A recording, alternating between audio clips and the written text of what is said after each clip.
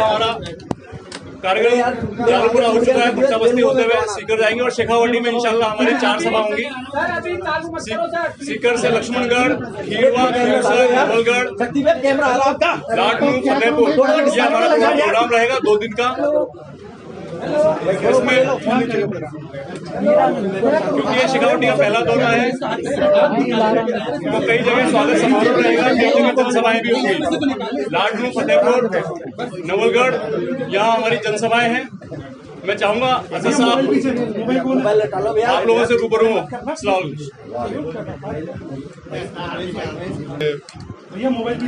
जमील खान साहब जो acting party के प्रेसिडेंट हैं उनसे आपने तफसील सुन ली। तो यहाँ पर मेरे आने का मकसद ये है कि पार्टी को और संगठन को और पार्टी को और मजबूत किया जाए और 2023 में जो विधानसभा के चुनाव होने जा रहे हैं उसके लिए पार्टी पूरी तैयार रहे। और इसलिए आज आप देखते हैं कि हमारी एक जनसभा भी है सीकर में और वहाँ पर जनता से हमारे पार्टी के पूरे जिम्मेदारों से मेंबर से मुलाकात भी होगी और फिर कल भी मेरा प्रोग्राम है। ऐसे ही हमने प्रोग्राम बनाया कि मैं राजस्थान और आते रहूँगा और मुख्तलिफ मुकामात पर मुख्तलिफ डिस्ट्रिक्ट में जाऊँगा और अपनी पार्टी की कैसी कारकर्दगी है, कैसा काम हो रहा है और कैसे उसको मजबूत किया जाए, इस तरीके से हमने प्रोग्राम बनाया है। तो आज उसकी पहला सिलसिला शुरू हुआ है और इंशाअल्लाह हमारी पूरी कोशिश होगी कि आने वाली विधानसभा में हमारी पार्टी का बेहतर परफॉर्मेंस हो, हमारे विधायक बनकर राजस्थान की विधानसभा में जाए। तो ये मुख्तसर मुझे कहना था। आपको कुछ अगर पूछना है तो बारी बारी से आराम से पूछे। देखिए 1 2 3 4 5 6 7 8 9 10 11 12 20 22 चैनल है माशाल्लाह से। शुक्रिया आपका। तो एक आदमी एक सवाल कर ले, मैं सबका जवाब दूँ आराम से। ओवैसी साहब, जितनी भी जगह पर आपकी आज ये सभा और जनसंपर्क है, ये सीधे तौर पर माइनॉरिटी का जो बाहुल्य इलाका है वहाँ, लेकिन राजस्थान का अगर ट्रैक रिकॉर्ड उठाकर देखें तो तकरीबन 15 जिलों में 36 सीट्स ऐसी हैं जो मुस्लिम वोटर डोमिनेटिंग कही जा सकती है। तो ऐसे में क्या आपका फोकस, चूंकि पहले चरण में आप 13 जिन जगहों पर जा रहे हैं, वो मुस्लिम वोट बैंक ही रहने वाला है? नहीं, ऐसा कुछ भी नहीं है। मैं तो पूरे राजस्थान का मेरा प्रोग्राम बन चुका है। आज एक उसका पहला सिलसिला शुरू हुआ है तो हम राजस्थान के पूरे राजस्थान में जाएंगे। हर मुकामात पर जहां तक पॉसिबल है उन जगह पर जाकर मुलाकात करेंगे। ऐसा कुछ भी नहीं। सर, जिस तरीके से मदरसों का आपने सवाल उठाया, सर्वे पर आपने सवाल उठाया, यूपी में, उत्तर प्रदेश में सर्वे हो रहा है, इसके साथ साथ उत्तराखंड के सीएम ने भी ये कहा है कि मदरसे जो है उनका सर्वे होगा। देखिए, एक बात आप तमाम को और देश को समझने की ज़रूरत है कि सर्वे सिर्फ अनएडेड मदरसों का क्यों हो रहा है, सर्वे आरएसएस के चलाए जाने वाले स्कूल्स का क्यों नहीं हो रहा है, जो उनके स्कूल्स हैं जिसको शिशु विहार या जो भी कहा जाता है उसका सर्वे क्यों नहीं हो रहा है, सर्वे मिशनरी के स्कूल्स का क्यों नहीं हो रहा है, सर्वे प्राइवेट स्कूल्स का क्यों नहीं हो रहा है, सर्वे गवर्नमेंट के स्कूल्स का क्यों नहीं हो रहा है, उसमें कितनी बिजली है, कितने पीने का पानी है, कितने टॉयलेट्स हैं। तो सिर्फ एक समुदाय के अनएडेड मदरसों का सर्वे करना मेरी नज़र में ये टारगेटेड सर्वे है और इसके ज़रिए से बाद में फ्यूचर में इनको तंग किया जाएगा, तकालीफ दी जाएंगी। और इसीलिए मैंने कहा कि छोटा एनआरसी है। तो आपको अगर सर्वे कराना है, अगर आप वाकई में सच्चाई जानना चाहते हैं कि बच्चों को किस तरीके से पढ़ाया जा रहा है, तो आप सबका सर्वे कराइए ना। आप क्यों शर्मा रहे हैं, क्यों डर रहे हैं? आप सिर्फ एक अनएडेड मदरसों का जो मुसलमानों के ज़कात से, उनके सदक़े से या उनके पैसों से चलते हैं, आप उनमें जाकर सर्वे करने का एक ही मकसद है कि इसको टारगेटेड सर्वे है और उनको तंग किया जाए बाद में। और आर्टिकल 30 के तहत सरकार को समझना चाहिए कि आर्टिकल 30 के तहत मदरसों को बनाया गया, संविधान के जो बेसिक फंडामेंटल राइट है। और इससे जुड़ा सवाल है कि उत्तर प्रदेश में सर्वे को लेकर खाली रसीदियों का आप अगर वही रिपीट करेंगे तो नुकसान आपका होगा, मैं वही जवाब दूंगा। उनका ये कहना है कि जो भी मदरसे में सर्वे करने आए उसको जूते मारे। तो आप इससे क्या, किसने कहा? ये खालिद रसीदी है उत्तर प्रदेश में। हाँ, उनका तो उनसे आप मेरी आपसे गुजारिश है कि आप उनसे पूछ लीजिए। वैसे साहब अभी हाल ही में राजस्थान उर्दू शिक्षक संघ के प्रदेश अध्यक्ष अमीन कायम खानी, उर्दू शिक्षक संघ के प्रदेश अध्यक्ष अमीन कायम खानी, जिन्होंने बीडी खल्ला के सामने इस बात को उठाया था कि जो राजस्थान में उर्दू के हालात हैं, उर्दू की किताबें नहीं पहुंच रही है, मदरसों में पढ़ने के लिए बच्चों के पास किताबें नहीं है, उनको निलंबन कर दिया गया। पार्टी ने काफी आवाज भी उठाई थी। आप किस तरीके से देखते हैं? तो उनको छोड़कर एमआईएम ज्वाइन करना चाहिए, उनको तो छोड़कर एमआईएम ज्वाइन करना चाहिए। तो जब उनकी पार्टी में उनकी इज्जत नहीं है, आप आइए, वेलकम करेंगे उनको। वैसे साहब अक्सर आपको लेकर ये कहा जाता है मोदी जी की, अभी दूसरों को पूछिए, आप अपने सुबह फिर ये बिल्कुल 1-2 नहीं होने वाला है, इसलिए कोई पूछ नहीं रहा था इसलिए। वैसे साहब जयपुर से कितनी सीटों पर आपकी पार्टी लड़ेगी इसमें? नहीं, पूरे राजस्थान से लड़ेंगे, जयपुर से भी लड़ेंगे, अभी बहुत जल्दी हो जाएगा इस ताल्लुक से बताना, मगर लड़ेंगे जरूर इंशाल्लाह। राजस्थान के लिए आपका एजेंडा क्या होगा? क्योंकि यहाँ पर आपकी पार्टी के लोग बता रहे हैं, जब से आप आ रहे हैं इंटेलिजेंस वाले बहुत बता रहे हैं, कहाँ जा रहे हैं, कैसे जा रहे हैं, वही एजेंडा है। देखिए, इंटेलिजेंस वाले हमसे ही परेशान क्यों है, दूसरों से परेशान क्यों नहीं है? ये तो गलत बात है।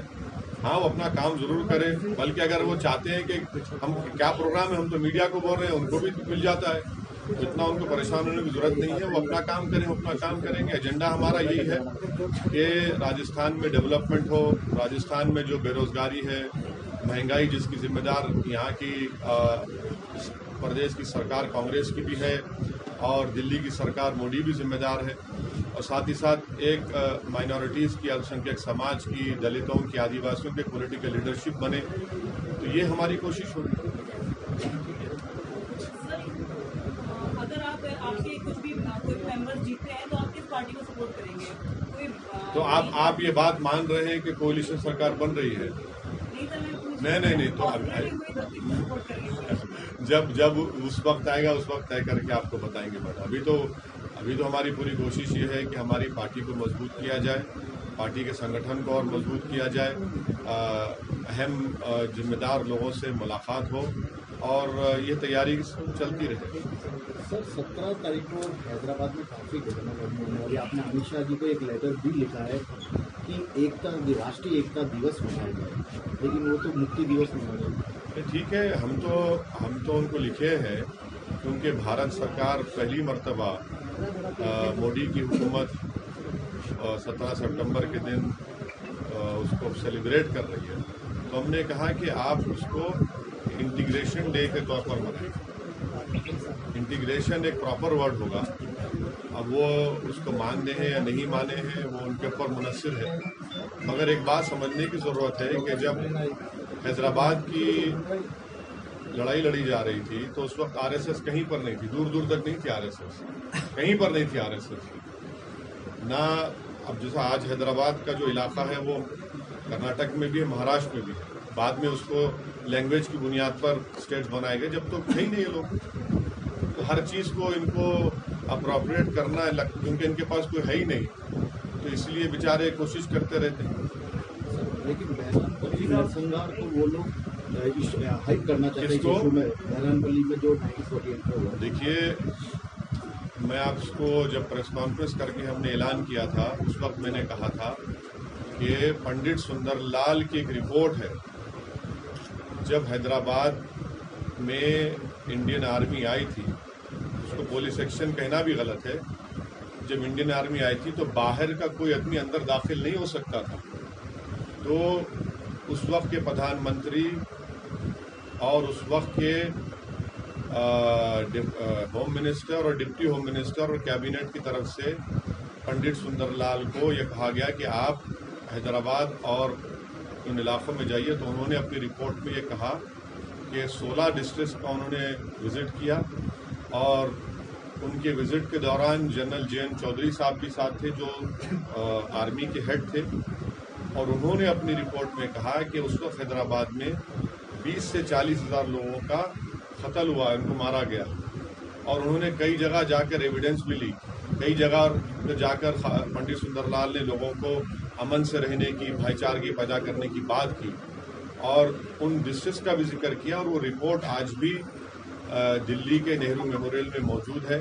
उस रिपोर्ट का जिक्र जब इंदिरा गांधी प्रधानमंत्री थी, राज्यसभा में उसका जिक्र किया गया था, और इंदिरा गांधी ने आकर कहा था ये रिपोर्ट के ताल्लुक से ज़्यादा बात नहीं करना बेहतर होगा।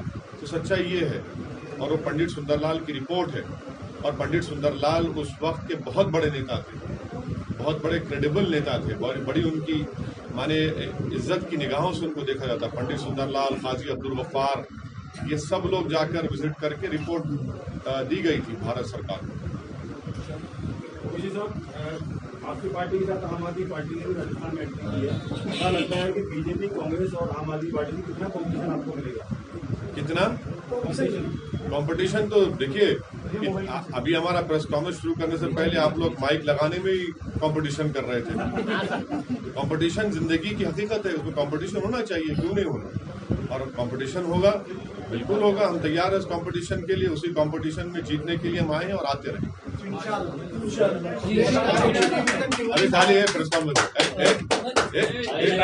खाली नहीं है क्या? प्रदेश कार्यकारिणी का अभी तक डिक्लेरेशन नहीं हुआ, जिसकी वजह से डिस्ट्रिक्ट के अंदर भी आपसे ना हो चुका है, हो रहा है, और आइंदा भी होगा।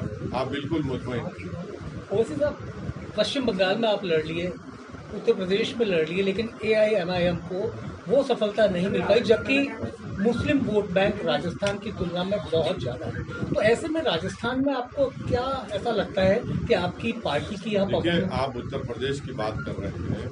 उत्तर प्रदेश में मैं बोलता रहा कि बीजेपी को समाजवादी नहीं हरा पाएगी।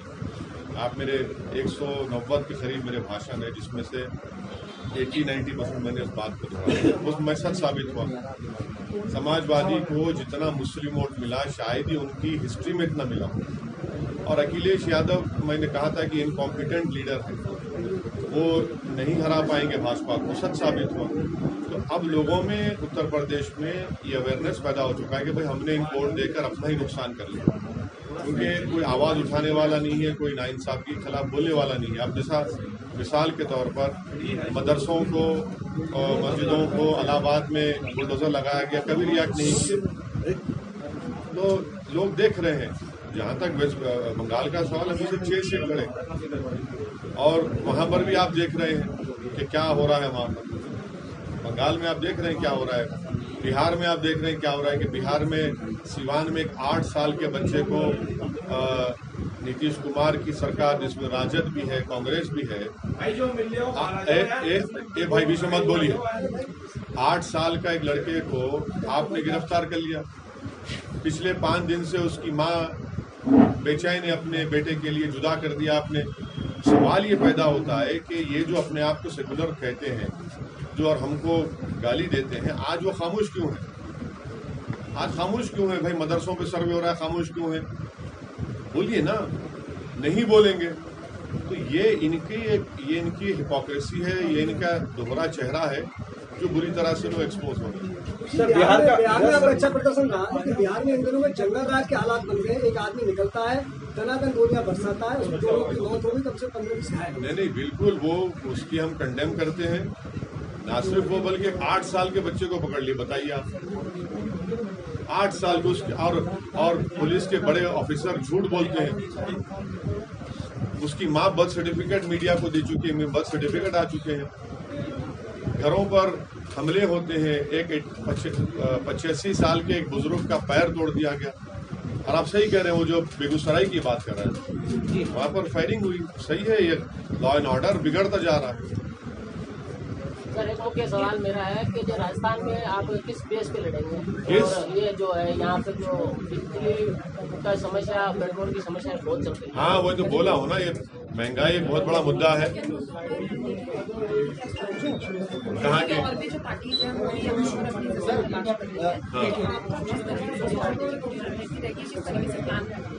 नहीं, पहला तो हमारा यहाँ पर आना, पार्टी की कैसा काम चल रहा है उसका जायजा लेना, उनसे फीडबैक लेना, फिर हम भी आते जाएंगे। और हाँ, बिल्कुल कंटिन्यूस होगा। और इंशाल्लाह और भी सभाएं होंगी और बहुत से बड़े बड़े लोग हमारी पार्टी में ज्वाइन करेंगे जो राजस्थान में उनका एक मुकाम है, इज्जत है उनकी। सर बिहार में नीतीश कुमार सभी उन्हें एक जगह इकट्ठा कर रहे हैं। बिहार के सीएम जो नीतीश कुमार है, क्या आपके पास उनकी तरफ से कोई बुलावा आया या आप उनसे मिलने जाएंगे? और सेकंड सर, एक मिनट, पहला सवाल सुन लीजिए, सेकंड फिर पूछिए। भाई आप तो हमको गाली देते हैं, आप हमको गाली देते हैं। भाई कोई चीज बाकी रखी आपने हमको, आपने तो क्या क्या बोलना था बोल दिया हमको। अच्छा ये बोलिए कि अगर हम भाजपा के साथ मुख्यमंत्री बन जाते तो आप लोग क्या कहते हमको? एक बार नहीं, दो बार बने, फिर छोड़ा आपने, फिर बन गए। यही तो हम बोल रहे हैं कि भैया सेक्युलरिज्म का सेक्युलरिज्म एक गाली हो चुकी है। माने आप भाजपा को साथ सत्ता में रहेंगे, गोधरा के वक्त साथ में थे, मुख्यमंत्री बने, फिर छोड़े, फिर उनसे शादी कर लिए, फिर तलाक दिया, फिर किसी और से आपने पॉलिटिकल शादी कर ली। ये आपकी पॉलिटिक्स जो है वो सेकुलर है, और हम एक कमजोर समुदाय की इज्जत के लिए, सम्मान के लिए, उनकी हिस्सेदारी के लिए, सीमांचल के इंसाफ के लड़ रहे हैं, तो हमको गाली दी जाती है। तो ये भी तो देश देख रहा है ना इन लोगों को। लेकिन सर अगर एक तरीके से देखा जाए तो बिहार में भले ही बीजेपी के अगेंस्ट में सरकार बनी, लेकिन वहाँ पे भी कई लीडर्स ने बीजेपी ज्वाइन करना भी चालू करा हुआ है। गोवा में भी कांग्रेस के कई लोगों ने बीजेपी ज्वाइन कर लिया, तो इसको किस प्रकार से? देखिए, ये हमारा मानना ये है कि आप जनता को धोखा मत दीजिए। जब आप किसी के मुखालिफत में या किसी की तायीद में वोट लेते हैं तो आप ठहरिए रहिए। अगर किसी का मकसद सिर्फ सत्ता है तो जनता को समझना चाहिए कि इन लोगों का साथ मत दीजिए। अगर आपका चुनाव लड़ने का मकसद ये नहीं है कि मैं सीमांचल से इंसाफ करूंगा, मैं बिहार के मुसलमानों से इंसाफ करूंगा, दलितों से इंसाफ करूंगा, उन पे तकलीफ जब उठेगी तो मैं पहुंच जाऊंगा, और अगर आप उस सबको भूल जाएंगे तो फिर आपका चुनाव लड़ना तो सिर्फ अपनी पर्सनल सेल्फिशनेस के लिए। और आप ये समझ रहे हैं कि मेरे पास दौलत है या मेरे कोई दौलत देगा तो मैं चेहरा बदल लूंगा और किसी का और पार्टी का कपड़ा डाल लूंगा। तो जनता देख रही है। आज आपको फायदा हो रहा है, मगर इस बात को मुझे यकीन है कि वो जनता उनको माफ नहीं करेगी। साहब, आज आप जहाँ पर प्रदेश कार्यालय में बैठे हुए हैं, यहाँ के विधायक है अमीन खान जी विधायक है, यहाँ पर उनका कल जन्मदिन है। और आज भट्टा बस्ती में जहाँ पर आप संपर्क करने जा रहे हैं वहाँ मेरी जोशी विधायक है और मंत्री में सरकार में उनका जन्मदिन है। क्या कुछ संदेश चुनावी माहौल के साथ आप इन दोनों विधायकों को देना चाहिए? देखिए, मैं अपनी जिंदगी में कभी अपनी बर्थडे नहीं मनाया हूँ, और मेरा मानना है कि पॉलिटिशियन को बर्थडे नहीं मनाना चाहिए। ये मेरी पर्सनल राय है, जिससे मनाइए।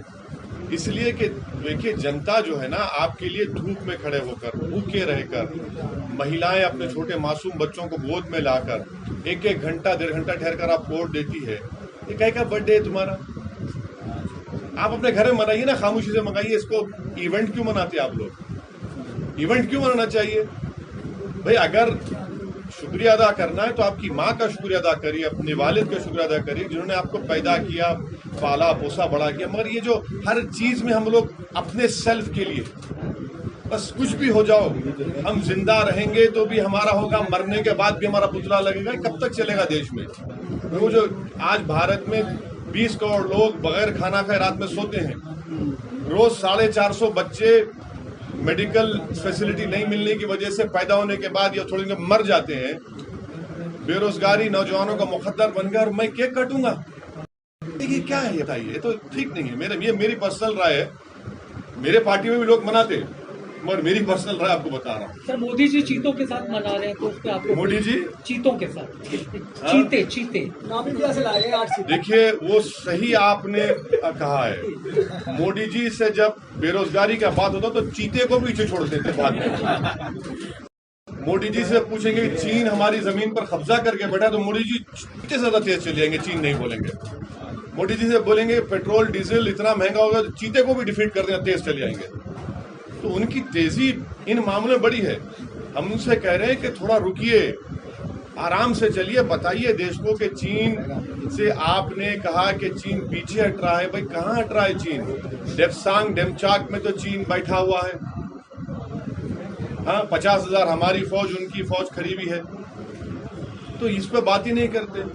तो बहुत अच्छा है वो, मैंने चीता भी देख कर मैंने ये लेटर वेन में कह रहा हूँ, वरना फिर यूएपीए न लग जाए मुझके ऊपर, क्योंकि मन की बात में प्रधानमंत्री ने कहा कि ह्यूमर होना चाहिए पॉलिटिक्स में।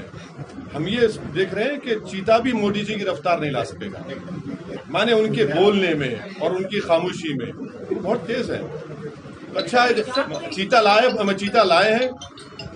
हमारे एनवायरमेंट मिनिस्टर का भूपेंद्र यादव साहब का शुक्रिया अदा करता हूँ, और उम्मीद करते कि चीता भारत में वो जो लाए वो जिंदा रहे, क्योंकि वो वाइल्ड उसको बहुत माने जमीन की जरूरत पड़ती है। अच्छा है, मगर ये लाइटर वेन में आपसे कहा, उसको आप हेडलाइन मत बनाएं। सर, एक लास्ट क्वेश्चन ये है कि आपको लगता है नीतीश कुमार अपने मकसद में कामयाब होंगे, खासतौर पर मोदी जी के सामने? हम नीतीश कुमार से कह रहे हैं कि आप अपने मकसद में कामयाब होते नहीं होते हमको उससे मतलब नहीं है।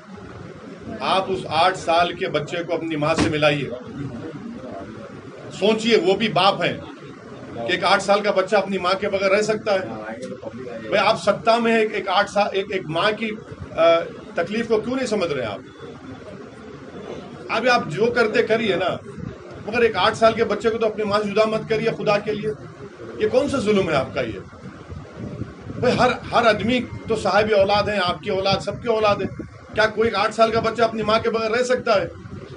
ये हम कहना चाह रहे हैं उनसे। वो कामयाब होते नहीं होते वो बाद में देखा जाएगा, मगर वो तो इस नाकाम साबित हुए, क्योंकि उन्होंने एक बच्चे को 8 साल के बच्चे को अपनी माँ से जुदा कर दिया, उसमें तो नाकाम साबित हुए। सर, राजस्थान में जिस तरीके से आपकी पार्टी काम कर रही है, फोकस आपका अगले विधानसभा चुनाव पर है ही, लेकिन सबसे बड़ी चीज़ ये है कि आपके अलावा पार्टी में जो फेस होंगे वो राजस्थान की दूसरी पार्टी से आए हुए लोग भी हो सकते हैं। जिस तरीके से सचिन पायलट पर डोरा डालने का काम आम आदमी पार्टी कर रही है, सचिन पायलट खुद की पार्टी में प्रताड़ित हैं, तो आप भी उस ट्रैक पे जाएंगे? उस ट्रैक पे कहाँ जाएंगे हम? उनके पास तो जूते चप्पल फेंके जा रहे हैं, उनके पास तो कहा जा रहा है कि सीएम जिंदाबाद से हटकर कोई दूसरा नारा लगाएंगे तो देख लिया जाएगा। फिर कोई कह रहा है कि अगर मैं लड़ने पे आऊंगा तो कोई नहीं रहेगा। वो उनको वारों को, भाई हमको नहीं, हम नहीं कर सकते कहा। ये तो वो कांग्रेस पार्टी। ऐसे में सचिन पायलट को आपकी क्या सलाह? हाँ, ऐसे में आप, मैं कौन होता हूं उनको सलाह देने के लिए? वो क्या मुझसे पूछकर दिल्ली लेकर आए थे अपने विधायकों को? क्या बात है? इस तरह तो नहीं कहना चाहिए आपको। हमारा कहता है। आपकी पार्टी से कितनी महिलाओं को खड़ा कराएंगे राजस्थान से? और दूसरा हिजाब का जो मामला चल रहा है उसको लेकर के क्या कहना चाहेंगे? लगातार देखिए, महिला कैंडिडेट बराबर होंगी, आप मुतमईन रहिए। और 50% देश की आबादी का वो हिस्सा है, उनको आप नज़रअंदाज नहीं कर सकते। जहाँ तक आपके सवाल का दूसरा हिस्सा है हिजाब का, मेरा मानना यह है कि हिजाब मुसलमानों के लिए एक एसेंशियल रिलीजियस प्रैक्टिस है, और कुरान के सूरह अहज़ाब की आयत में उसका जिक्र अल्लाह सुब्हानहू व तआला ने हुक्म फरमाया है। तीसरा यह है कि ये हमारा राइट टू कल्चर भी है, आर्टिकल 29 का हिस्सा है हमारे लिए, और इसका भी हमको प्रोटेक्शन मिलता है। और चौथा यह है कि हमारा देश एक मल्टी डाइवर्स और मल्टी कल्चरल कंट्री है, तो हर एक जगह पर एक कल्चरल प्रैक्टिस होती है। तो और पांचवी बात यह है कि अगर दूसरे रिलीजियस सिंबल्स को स्कूल्स में अलाउ किया जा रहा है, गवर्नमेंट स्कूल्स में, तो ये भी एक, तो इसको क्यों अलाउ नहीं किया जाता है? और महिलाएं जो हैं, अगर कोई मुस्लिम महिला, ये और एक चीज़, ये राइट टू कॉन्शियस भी है, संविधान में हिस्सा है। अगर कोई अपना डिसीजन लेकर पहनती है या कोई नहीं पहनता है तो उनके हक हासिल है। अगर कोई पहनता है, भाई वो सर पर कपड़ा पहन रही है, अपने दिमाग पर नहीं पहन रही है। और आपको बड़ी फिक्र है, नहीं ये बड़े इससे बैकवर्ड होता है। भाई कभी देश में कोने कोने में जाकर देखो। और अगर कोई हिजाब पहनकर आ रही है लड़की, उसको क्यों रोकना चाहते हैं आप? किसी का राइट हम छीन रहे हैं क्या? भाई अगर मेरे पहने से किसी का राइट हम छीन रहे हैं तो बताइए किसका राइट नहीं छीना जा रहा है? तो ये चीज़ है। और ये गैर जरूरी के कर्नाटका में बीजेपी ने इस इशू को उठाया। पहले भी येदियुरप्पा की सरकार थी, मुख्यमंत्री थे ना, जब नहीं उठा। अब जब ये नए को लेकर आए तो ये उठा दिया इस मसले को उन्होंने। अब सुप्रीम कोर्ट में ये मसला चल रहा है। अब सुप्रीम कोर्ट अब इसको देखिए क्या फैसला करता है सुप्रीम कोर्ट इस बारे में, वो जब फैसला होगा जब पता चलेगा। ज्ञानवापी पे जो फैसला आया है, डिस्ट्रिक्ट कोर्ट ने जो जजमेंट सुनाया है कि ज्ञानवापी का जो मामला है वो सुनने योग्य है, उस फैसले को सुना नहीं, हमारा मानना ये है कि वो फैसला गलत है, वो फैसला एक सेटबैक है, वो फैसला places of religious worship of 1991 के एक्ट के खिलाफ जाता है। वो फैसला अब फ्यूचर में ऐसे बहुत से मसलों को खोल देगा। वो फैसला भारत में एक डिस्टेबलाइजिंग इफेक्ट पैदा कर सकता है, ये मेरा अप्रीहेंशन है। और छठी बात ये है कि ये जो ज्ञानवापी और काशी का जो प्रधानमंत्री ने इनॉग्रेशन किया था उसको बढ़ा करके, तो उत्तर प्रदेश की सरकार ने मुसलमानों से प्रॉपर्टी एक्सचेंज किया है कि भाई हम काशी के इस मंदिर का उसको रिनोवेट कर रहे हैं, आप अपनी प्रॉपर्टी दीजिए, हम आपको दूसरी प्रॉपर्टी एक्सचेंज करते हैं। उसका रजिस्टर्ड डॉक्यूमेंट है। जब आप मेरे से प्रॉपर्टी एक्सचेंज करते हैं तो क्या है उसका मतलब? दूसरी बात यह है कि 1880 में खसरा का रिकॉर्ड है जिसमें कहा गया कि मकबूज़ इस्लाम और मस्जिद। तीसरी बात उसमें आपको याद रखना पड़ेगा, जो कोर्ट ने बिल्कुल ही नजरअंदाज कर दिया, कि 26 फरवरी 1942 को वक्फ बोर्ड की गज़ेट इशू की गई थी कि मस्जिद के नीचे की जमीन, घर और नॉर्थ साइड ये वक्फ है। फिर दीन मोहम्मद का एक केस है जिसमें यही बात को कहा गया। तो ठीक है, सुप्रीम कोर्ट ने अपने 22 मई के ऑर्डर में कहा था कि जो भी डिस्ट्रिक्ट जज का फैसला आएगा 7 हफ्ते 8 हफ्ते का फ्रीज होगा। तो हम ये उम्मीद करते हैं कि कमेटी, इंतजामिया कमेटी इसको अपील करेगी। उन्होंने कहा भी कि अपील करेंगे और ये मसला जाएगा। मगर जब बाबरी मस्जिद का जजमेंट आया था, मैंने उस वक्त अपने एक एप्रीहेंशन का इजहार किया था कि इसके बाद कई ऐसे मसले खुल जाएंगे। वो मैं अनफॉर्चुनेटली मैं सच साबित हो रहा हूँ। सुप्रीम कोर्ट ने जब बाबरी मस्जिद के जजमेंट में खुद ये कह दिया कि 91 का एक्ट भारत के संविधान से उसका ताल्लुक है और जो पास्ट में जो हिस्टोरिकल गलतियां हुई उसको हम सही नहीं करेंगे।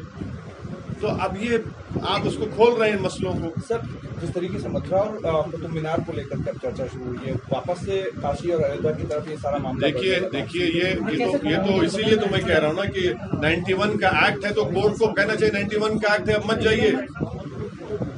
मगर ऐसा हो रहा है तो हम देख रहे हैं।